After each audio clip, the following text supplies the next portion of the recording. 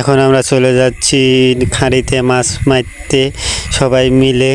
এখন আমরা দোকানে কিছু হালকা পাতলা খাবার খেয়ে আবার চলে যাব খাঁড়িতে, সেখানে বাঁধন ঘিরছি। ঘিরার পরে এখন আমরা ছেঁচাছেঁচি শুরু করা হচ্ছে। মানে পানি তো অর্ধেক কমিয়ে গেছে, একজন তো হিঁপিয়ে গেছে, হিঁপার কারণে সে দাঁড়িয়ে আছে। সে এখনও পানি তো অনেকগুলো শুকিয়ে গেছে, অর্ধেক আছে পানি। এরপরে সে এখনও হিঁপিয়ার কারণে এখন মাছ ধরা শুরু হচ্ছে।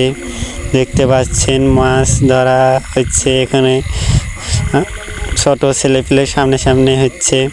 এখানে মাছ ধরা শেষের পথে আপনারা এখন দেখবেন মাছ বাংটিতে, দেখুন অতগুলো পানি এসেছে, কতটুক মাছ পেয়েছে তারা। দুই বাংটি খালি আছে এবং মাছ ছাঁচার পরে কিছু আবার আমরা নাস্তা করছি সবাই মিলে।